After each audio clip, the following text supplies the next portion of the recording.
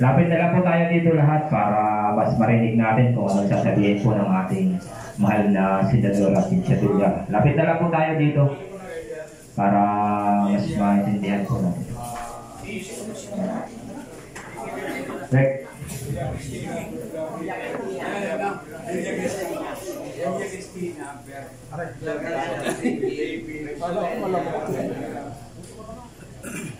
So, yun po.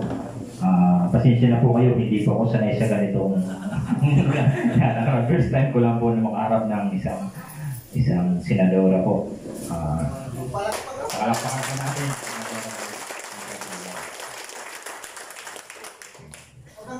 So, since tapos na rin po naman ang aming pag-uusapan, tapos naman po ang aming meeting, ibibigay ko na lang po sa inyo kung ano po yung sa konsehal. Okay, siguro simulan muna natin yung ating program sa isang maikling panalangin. Okay? Sige, tayo muna tayo. Lagay natin ang ating presensya sa ating Panginoon, sa ngalan ng Ama, ng Anak, ng Espiritu Santo. Amen. Panginoon, kami po ay nagpupulit nagpapasalamat ngayong hapon sapagkat pinipon niyo po kami ngayong hapon na ito, lalong-lalo na po ang aming samahang toda. Maraming salamat po, Panginoon, sa oras ng bawat isa.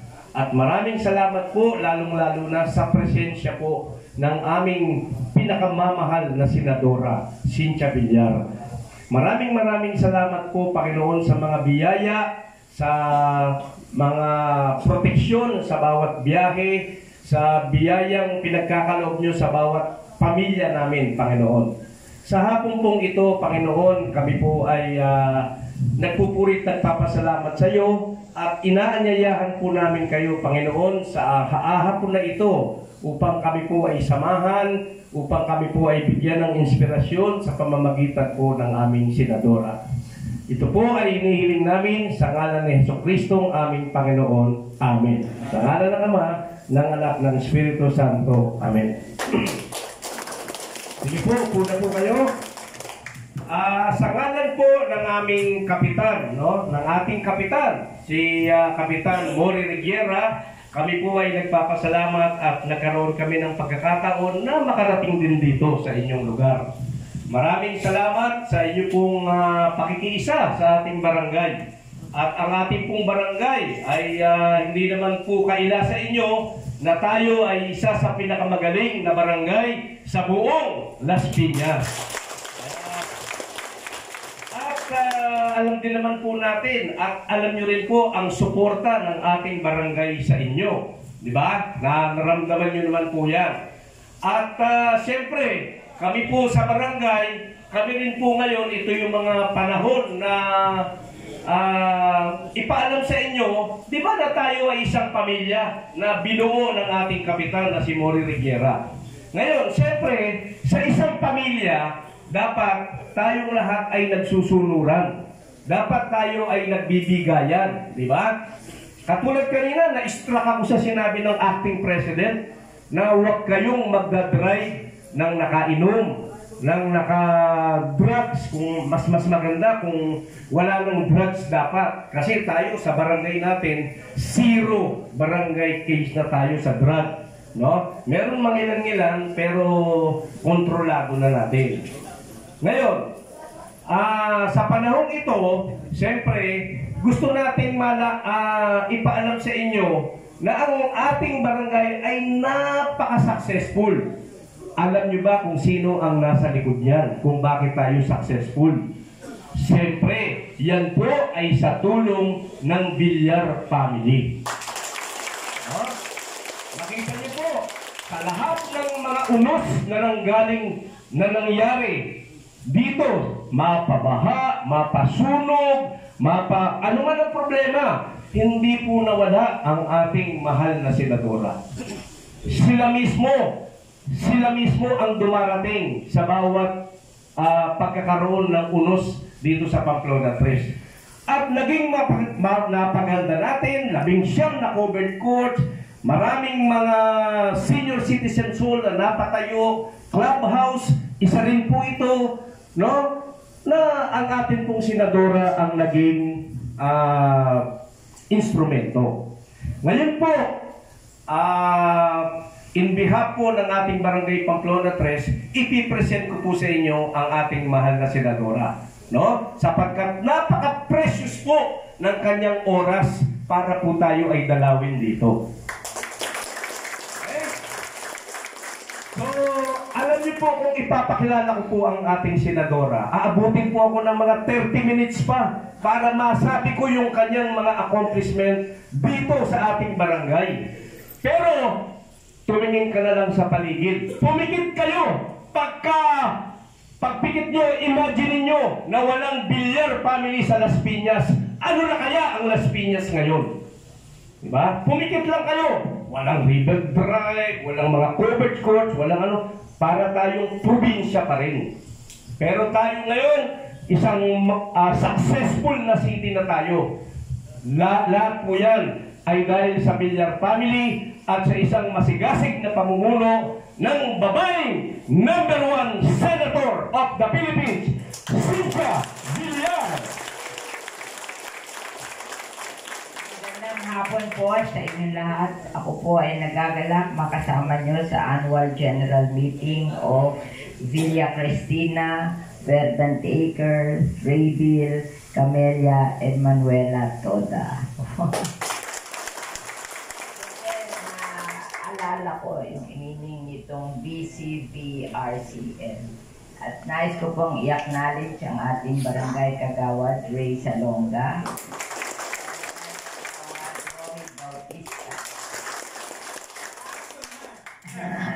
at ang ating TODA Vice President, Freddy Mercen. Ang lahat ng TODA officers na dito, palakpakan po lang. At ang mga members, ilan ba kayong TODA dito? Santo na lang po ito, ma'am. Ilan? 150. Oh. Alam nyo, kami po dito sa Las Piñas ay nireview ko po yung ginawa ng aming pamilya kasi we've been here since 1992, no? Congressman si Senator Manny, tapos nag-congressman ako 2001, tapos si Mark nag-congressman 2010, tapos si Camille 2019. And ako po ay proud na sabihin sa inyo na yung major road po sa Las Piñas, yung C5 road, yung CAA road, dati yan, dirt road yan. Sinemento ni Manny at pinalapat pati yung bridge. At saka yung Daang Hari Road, si Manny po ang gumawa niya para sa Las Piñas. And then yung Sukat flyover po, at saka sa Pote flyover, si Manny po ang gumawa niyan. Yung C5 flyover, si Mark po ang gumawa niyan. At ako po, ang ginawa ko yung sa Pote River Drive. That's the longest river drive in the whole Philippines. 40 kilometers po. 10 kilometers sa Las Piñas River, 20 kilometers sa Zapote River, at 10 kilometers sa Molino River, which connects with Zapote River. Kaya kailangan gawin din natin. Otherwise, ang babaha sa Zapote River. At ako po ang nag-build ng 12-story building para sa Las Piñas General Hospital. Kaya ang ating pong hospital, ang pinakamalaking hospital sa buong Southern Metro Manila, sa Cavite, sa Laguna, sa Batangas, sa Quezon, at sa Rizal. We have the biggest hospital at ito ay magiging 500-bed hospital. At nais ko pong sabihin sa inyo na lahat kayo ay PhilHealth member. Kahit kayo hindi nagbabayad ng premium, ang nagbabayad po sa hindi nagbabayad ng premium gobyerno.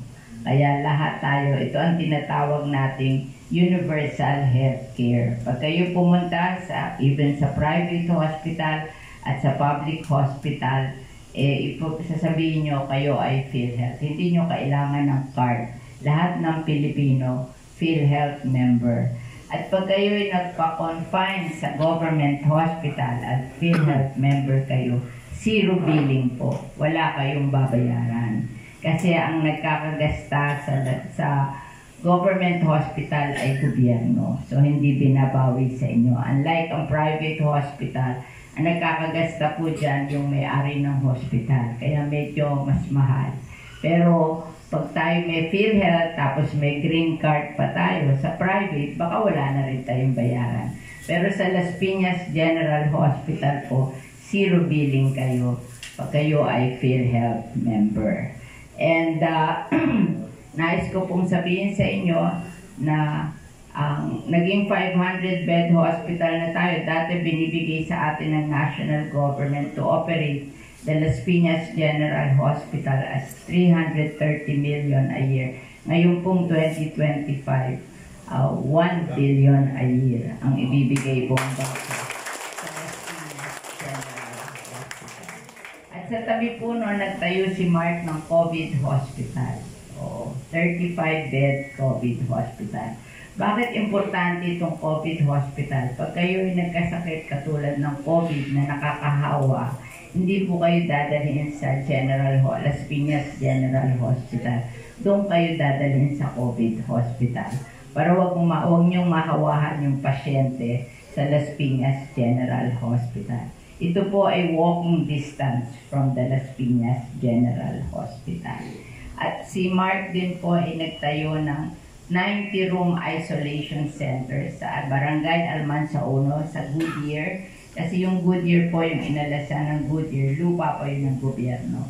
Kaya nagtayo siya doon ng 90-room isolation center. Bakit natin kailangan ng isolation center? Para pag yung nakakahawa sakit natin, hindi naman tayo mauospital, pero yung bahay natin, walang room na maibibigay tayo doon sa may sakit na nakakahawa, para dadalhin natin sa isolation center para hindi niya mahawahan yung kasambahay niya. Kaya importante din yung isolation center. Doon siya magpapagaling habang may sakit siya para hindi niya mahawahan ang kanyang kasambahay. Kaya importante din yun. Binibida ko po sa inyo para kung may dumating na naman na isang sakit na katulad ng COVID-19, alam natin ang gagawin natin. Kung saan tayong ospital pupunta at saan isolation center tayo pupunta. At nais ko ding ibalita sa inyo na kami po ang pamilya namin were able to build more than 200 multipurpose center sa Las Piñas at 197 covered courts sa Las Piñas. Kasi kami po ay believer sa covered court at multipurpose center kasi maraming homeowner association ng Las Piñas. Lahat sila kailangan yung covered court at multipurpose center para doon nila gagawin ang mga activity nila para hindi tayo kailangan ng lumabas at magbayad. Meron na tayong lugar na pagdadausan ng ating activity. Sa covered court, pwede doon maglalaro ang mga bata, doon magsusumba ang mga nanay, doon magmi-meeting ang mga tatay, doon magse-celebrate ng Christmas, New Year, doon magse-celebrate ng birthday, at saka any affair, doon magmi-meeting ang homeowner association. So, hindi na tayo kailangan lumabas ng ating community para sa ating mga affair. At nais ko ring ibalita sa inyo yung paborito nyong aming, ano tawag doon? Paborito yung program ko, yung ayuda. Oh. Alam nyo, pag Marso, may ayuda po ang mga kababaihan kasi Women's Month, nagsusumba sila.